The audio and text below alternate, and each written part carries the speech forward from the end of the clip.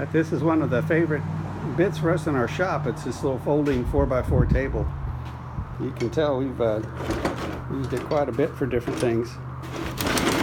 If you know where to get a hold of these, and you can get a couple, let me know. Find out where you are and we'll come get some too. Take them and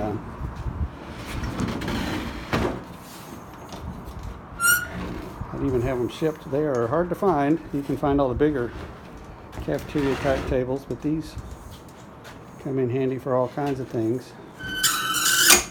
And they're easy. You can see store paint cans on them. Other things like that. What we'll do is we'll use it for Wave as we're working on her. Store some paint items on there. And all our fiberglass supplies. So work on this hole here. We just went right through it. So some kind of old repair here. So we're just going to continue to do that and work on that.